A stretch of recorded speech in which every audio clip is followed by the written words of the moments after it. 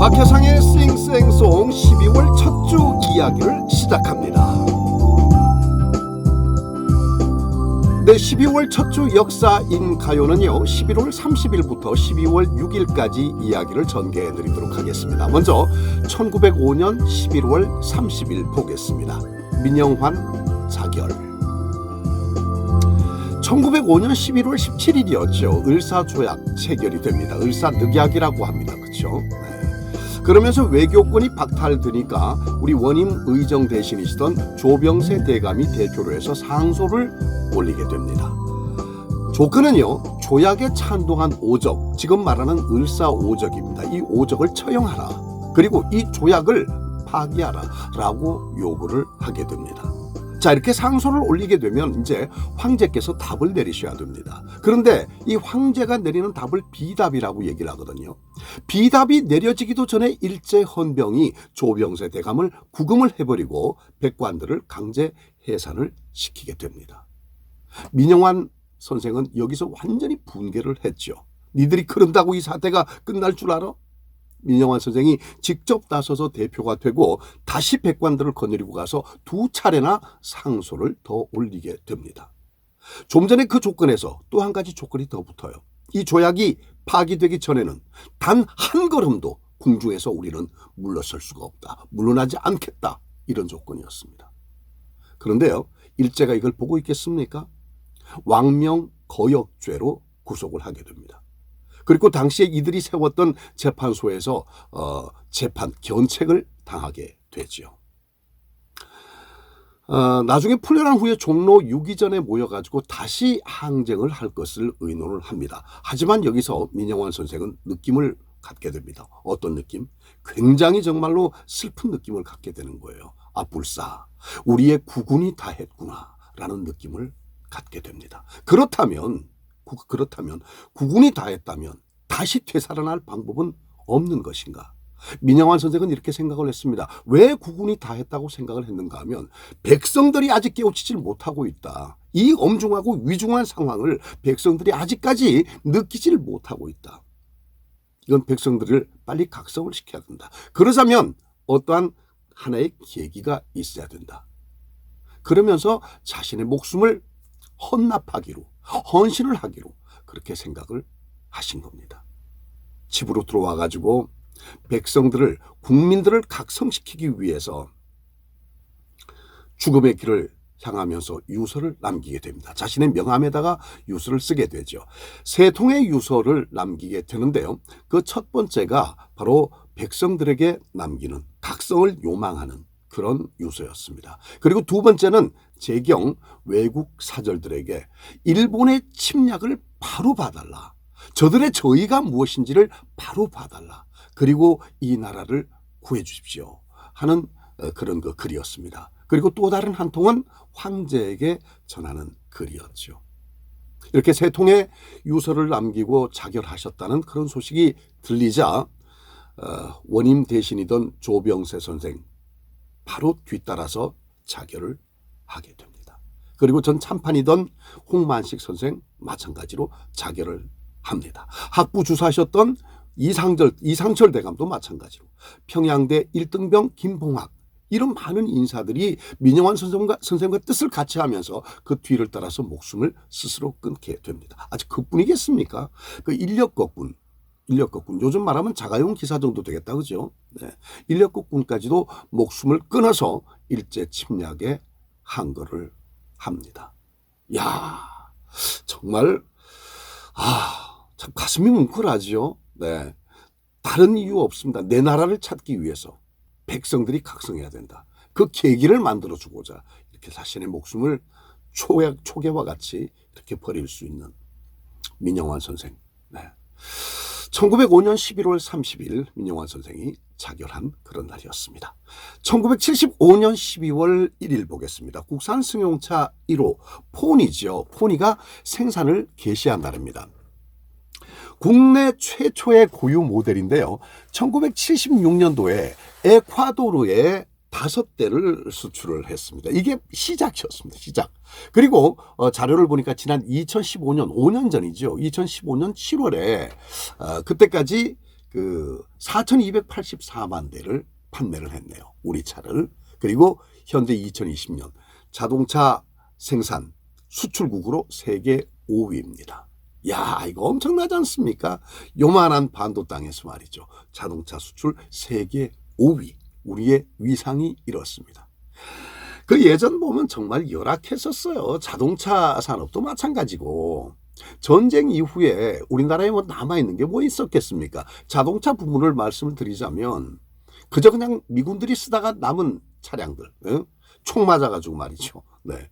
그런 차량들밖에 없었어요. 그 차량들을 재생을 해서 사용을 하는 그게 전부였었습니다. 그러다가 GM 또는 포드 이런 그 글로벌 기업들이죠. 이 기업들과 기술 제휴를 통해서 모델을 간신히 들여옵니다. 그렇게 가져와가지고 조립만 하는 그런 수준을 면치 못했었죠. 언제까지? 1973년까지. 1973년에 들어와서 박정희 대통령이 중화공업 정책을 선언하지요. 그 일환으로 자동차 육성 계획을 발표하는데요. 이 자동차 육성 계획의 그 가장 중심점이 뭐였나 하면 자동차 관련 회사 부품을 특히 이제 그저 수출해오는 그런 회사를 두고 하는 얘기입니다. 그런 회사에서 각기 국산화 73%의 계획을 제출하라.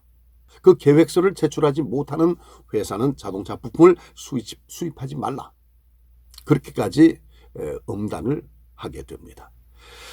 그 많은 그 업자들은 그렇게 얘기를 했죠. 자동차 시장의 실정을 너무나도 모르는 그런 처사다라고 이제 반발을 했습니다만은 뭐 거기에 아랑곳하지 않고 일단 한번 정해진 거 그냥 밀고 갑니다. 그냥 밀고 가는데 마침 그 포드와 합작 투자 계약이 결렬된 그 현대차 정주영 회장은 이렇게 결단을 합니다. 독자적으로 우리 고유 모델을 추진하자.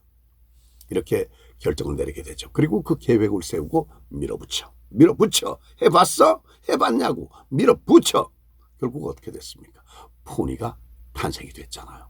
그리고 지금에 와서 바로 우리나라가 전 세계 5위의 자동차 수출국이 된 겁니다. 그게 시작이었습니다.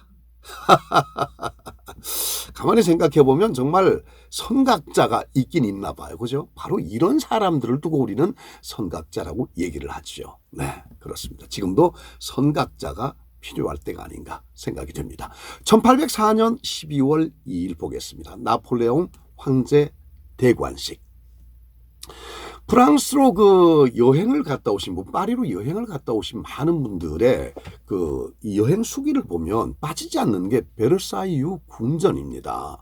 그렇게 볼 게 많다 그러대요. 전 가보질 못해서 말이죠. 근데 베르사유 궁전이 방방으로 돼 있다 그러는데 가장 인기 있는 방이 나폴레옹 방이라고 그럽니다. 근데 나폴레옹이 거기서 살았다고 해서 나폴레옹 방이 아니고 나폴레옹 황제 대관식 그림이 바로 거기에 걸려있다는 거 아니겠습니까? 그래서 그걸 보기 위해서 전 세계 관광객들이 오면 꼭 나폴레옹 방을 그렇게 많이 찾는다는 겁니다. 묘한 게요. 거기 있는 나폴레옹 황제 대관식 그림이 거기 말고 또 한 군데 더 있어요. 사진이 아닙니다. 그림이. 어딘가 하면 바로 루브르 박물관에 걸려 있습니다. 똑같은 그림이. 이게 무슨 이유일까요? 이 그림을 그린 사람이 다비드라고요. 당시에 궁정화가였었는데 이 사람이 똑같은 그림을 두 개를 그렸습니다. 두 개를 그렸는데 똑같은 그림이에요. 그런데 정말로 숨은 그림 찾기처럼 딱 한 군데를 다르게 그렸다는 거 아니겠습니까? 그게 바로 뭔가 하면 여러분 그 그림을 보면 뭐 사진으로 많이 볼 수 있잖아요. 이 그림을 보면 황제 대관식이 펼쳐지는 황제의 뒷부분입니다. 황제 망토 같은 거 이렇게 탁 있잖아요. 그 뒷부분에 그러니까 그림의 좌측 하단 쪽을 보면 아주 어예쁜 아가씨들이 고만고만한 아가씨들이 4명인가 5명인가 하얀 드레스를 입고 이렇게 서 있는 모습을 볼 수가 있어요. 다 나폴레옹의 누이 동생들입니다. 그런데 막내 누이 동생 이름이 폴린이에요. 폴린. 이 폴린을 화가 다비드가 짝사랑을 한 거예요. 짝사랑을 했는데 이 폴린을 자기가 생각할 때는 똑같이 하얀 옷을 입었지만 언젠가는 내가 폴린을 두고두고 기억하고 사랑하는 폴린에게 내 사랑의 어떤 모습을 보여주고 싶은 거예요. 그래서 폴린만 살짝 살짝 붉은 색깔 감도는 드레스를 입게 색칠을 합니다. 분홍빛 색칠을 한 거예요. 그 분홍빛 색칠된 것이 바로 나폴레옹 황제 대관식 베르사유 궁전에 걸려있는 그림이고요. 하얀 그냥 그대로의 폴린의 모습은 바로 루브르 박물관에 걸려 있습니다. 거기서 바로 그 그림에서 나온 것이 바로 아하, 사랑의 눈이 먼, 사랑의 폴린, 다비드가 폴린을 사랑했다고 그래서 빨갛게 보였나? 아, 사랑은 핑크색이구나. 사랑이 핑크색이라는 것이 핑크빛 사랑, 사랑을 얘기할 때 그 빛깔이 핑크라는 것이 여기서 유래가 됐다고 얘기를 합니다. 핑크빛 사랑. 네. 다비드가 굉장히 교활했었던 사람 같아요. 요새 말로 교활한.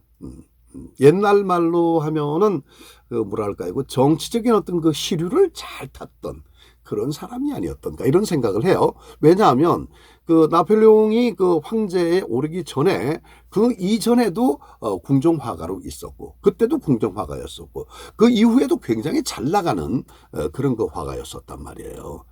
뭐 임금을 바꿔가면서 나라의 군주를 바꿔가면서 충성을 맹세하고 잘 나갔던 그런 사람. 네. 아주 그 참 뭐랄까요, 지략이 뛰어나다 그래야 되나 아니면 매우 그 영리하다 그래야 되나 아무튼 그 같은 남자의 입장에서 볼 때는 굉장히 교활한 그런 사람임에 틀림없는 그런 경우가 아닌가 하는 생각을 해요. 나중에는 결국 나폴레옹으로 인해서 그 폴린과 사랑은 맺어지지 못합니다. 나폴레옹이 반대를 했다고 그럽니다. 나폴레옹이 저처럼 그걸 봤을까요? 쟤는 교활한 놈이야. 그랬을까? 아무튼 그렇게 사랑의 폴린, 처음으로 사랑은 핑크빛임을 가르쳐준 바로 그 유래가 된 그 다비드도 폴린과 사랑이 맺어지질 못했다. 그런 이야기입니다. 자, 1920년 12월 3일 청록파 시인 조지훈 선생 출생. 야, 그러면 올해가 출생 100주년이시네요. 와, 그러시구나. 경북 영양에서 태어나셨습니다. 그런데 자료조사를 하다 보니까 야, 영양의 마을 이름이 너무너무 예뻐요. 두들마을이라고 있는데요. 이 두들마을에서 이문열 선생, 소설가 이문열 선생이 그곳에 태어나셨고 주실마을에서 조지훈 선생이 태어나시게 됩니다. 근데 조지훈 선생이 그 청록파라고 우리가 얘기를 하잖아요. 왜 청록파라고 그럴까요? 1946년의 일입니다. 박목월 선생, 그리고 또 박두진 선생, 그리고 조지훈 선생 이렇게 세 분이 시집을 내게 되는데 그 시집의 이름이 청록집입니다. 그래서 청록집이란 시집을 함께 냈기 때문에 그 시집에 동참했었던 박목월, 박두진, 그리고 조지훈 이 세 분을 청록파라고 얘기를 하는 겁니다. 네. 조지훈 선생은 그 서당 교육을 계속 받았다고 그래요. 그러니까 신식 교육을 받지를 않으셨다고 그럽니다. 근데 이미지하고는 달리 굉장히 선비 같다는 생각이 들잖아요. 서당식 교육을 받았으니까. 근데 신식 교육을 받지 않고. 그런데 선비는 선비인데 굉장히 해괴한 장난을 즐겼었던 아주 유머가 있으신 그런 분이시라고 그래요. 그리고 지난 9월, 그러니까 탄생 99주년을 맞이해서 조지훈의 시가 90편, 90편이 영어로 번역이 돼서 뉴욕에서 출간이 됐습니다. 물론 그전에 이제 프랑스로 번역이 돼가지고 출간이 된 적은 있습니다만은 영어로 번역된 시집이 나온 건 작년이 처음이었다고 그래요.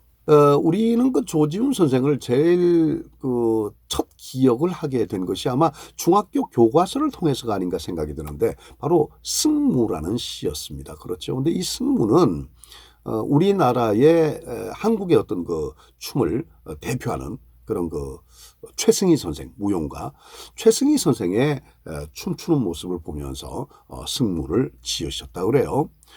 보면 내용이 그렇습니다. 얇은 사 하얀 국갈은 고이 접어서 나빌레라. 파르라니 깎은 머리 박사국갈에 감추오고 두 볼에 흐르는 빛이 정작으로 고와서 서러워라. 이 밤사 귓도리도 지새우는 삼경인데 얇은 사 하얀 국갈은 고이 접어서 나빌레라. 야, 기가 막힌 시어죠. 이거 정말 기가 막힙니다. 근데 나빌레라는 여러분 나비를 얘기하는 겁니다. 나비 같다. 나비와 같다 이런 뜻입니다. 나빌레라. 그런데요 지금도 경북 영양 경북 쪽으로 가면은요 할머니들이 이 그 어투를 굉장히 자주 씁니다. 나빌레라. 막 급히 뛰어다니는 손자를 보면 아유 인서가 넘어질래라 이렇게 얘기를 합니다. 너 넘어질 것 같다. 넘어지겠다. 조심해라 이런 뜻이죠. 넘어질래라. 뭐 아이고 빨리빨리 가자. 밥 먹자. 너 배고플래라. 너 배고플 것 같은데 빨리 가서 밥 먹자. 뭐뭐 할래라. 뭐뭐 할래라. 지금도 경상도 지방에는 영남 지방에는 사투리로 할머니들이 많이 쓰고 있습니다. 그런데 그게 순우리말이라고 지금 사전을 찾아보니까 나와 있더라고요. 순우리말 이전에 영남 지역의 사투리로 아직까지도 살아있는 고어다. 이런 말씀 드리고 싶네요.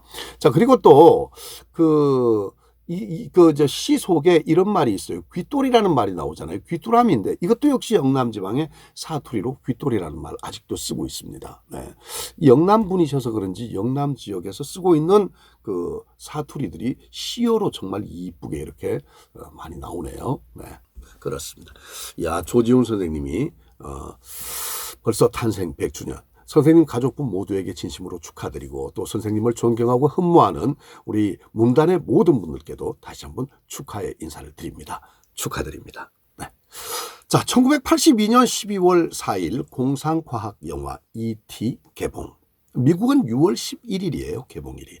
스티븐 스필버그 감독이죠. 야, 이 스토리가 우연히 지구를 찾아왔다가 홀로 남겨진 외계인. 얘 이름이 이제 E.T.예요. 얘가 지구의 소년 소녀들을 만나가지고 정말 아름다운 그 모험을 통해서 우정을 쌓아가는 그런 모습을 그린 영화예요. 영화 사상 최고의 당시의 그 흥행 성적을 올렸었고, 또 그 생김새가 지금도 보면 사실 좀 징그러워. 잘생기거나 뭐 귀엽거나 이쁜 구석은 전혀 없어. 무슨 뭐 넓적한 식빵 타다가 남은 것처럼 토스트 굽다 만 것처럼 그렇게 생겼잖아요, 애가. E.T.가. 네. 그리고 쭈글쭈글 해가지고 말이죠. 이렇게 마디마디마다 쭈글쭈글. 예, 이렇게. 근데 그 E.T.가 뭐 어린이뿐만 아니라 전 세계 영화 팬들의 그 친구가 되어버렸다니까요. 그리고 정말 감동의 아주 극치를 자아내면서 영화 하면 가장 먼저 떠오르는 고전이다. 그렇게 친근한 고전이다. 뭐 이렇게 말씀을 드릴 수가 있을 정도로 어느 구석 한 구석이 미운 구석이 없는 그런 영화였습니다. E.T. 개봉한 날짜가 우리나라의 12월 4일이네요. 1982년 그게 역사의 주간 기록으로 토막으로 올라와 있습니다. 네. 자, 1968년 12월 5일 보겠습니다. 국민교육 헌장을 선포한 날입니다. 당시에 박정희 대통령이 문교부 장관이죠. 권오병 장관에게 지시를 합니다. 국민교육의 장기적이고 건전한 방향의 정립과 시민생활의 건전한 윤리 및 가치관의 확립, 아이고 어렵다, 을 위해서 각계각층의 의견을 총망라해서 교육 장전을 제정하시오라고 지시를 내립니다. 야, 말 참 어렵다. 그러니까 좀 더 쉽게 말씀드리자면 온 국민이 건전한 그 사고방식과 윤리, 이념 이런 바탕에서 열심히 일을 해서 잘 먹고 잘 살고 더 빛나는 나라를 만들 수 있도록 그렇게 여러 가지 뜻을 한번 모아서 글을 한번 만들어 보시오. 이 얘기 아닙니까? 말 참 어렵게 하네. 진짜로. 네. 그렇게 지시가 떨어지니까 문교부에서는 곧바로 기초위원 26명 그리고 심사위원 48명을 선정을 합니다. 이후로 이제 굉장히 숱한 과정을 거치죠. 그리고는 11월 달 정기국회 본회의에서 이 글을 만장일치로 통과를 시킵니다. 12월 5일 날 대통령이 선포를 하죠. 나는 역사적 사명을 띠고 이 땅에 태어났다로 시작되는 국민교육 헌장이 이렇게 선포가 된 겁니다. 이게 선포가 되니까 당시 우리나라는 그 중국하고는 국교가 없었습니다. 자유중국이었었죠. 자유중국. 그래서 총통이었던 그 장개석 총통, 장제스는 그 국민교육 헌장을 딱 받아보고는 얘기를 합니다. 기선을 빼앗겼다. 라면서 그렇게 부러워했다고 합니다. 그러면서 자유중국 주재 한국 대사 김신에게 자료 수집을 당부를 합니다. 이때 김신 선생이 제가 알기로 백범 김구 선생의 아들인데 맞는지 모르겠습니다. 만약에 확인을 해보고 아니라면 요거 편집을 해서 빼도록 하겠습니다. 네. 2003년 11월 27일 대통령령에 의거해서 국민교육헌장 선포 기념일 자체가 폐지가 됩니다. 그리고는 역사 속으로 사라지게 됐죠. 자, 1949년 12월 6일 보겠습니다. 첫 징병검사 실시. 1948년도에 정부 수립과 함께 정부 행정기관으로 국방부가 세워집니다. 그리고 조선경비대, 해안경비대 등이 국군에 편입이 됐죠. 뒤이어서 국군 조직법 또 국방부 직제령 등이 공포가 됐고요. 1949년 8월 병력법이 드디어 공포가 됩니다. 그러면서 12월 첫 징병검사를 갖게 된 겁니다. 같은 해 4월에는 해병대, 또 10월에는 공군이 창설되었고요. 이렇게 돼서 한국 군대의 어떤 그 기본적인 체제가 완벽하게 갖추어지게 됩니다. 무엇보다도 인력, 그러니까 군인들의 수급이 결정적인 상황이죠. 그래서 다른 어떤 것도 중요합니다만 무엇보다도 징병검사를 실시하게 됐었다는 것, 이것 자체가 정말 한국 군대의 기본 체제를 갖추는 데 있어서 활용점정이 아니었었나, 저는 이런 생각을 감출 수가 없습니다. 자, 1949년 12월 6일 첫 징병검사를 실시했다는 소식 전하면서 싱생송 역사 이야기 여기서 마칩니다. 다음 주에 뵙습니다.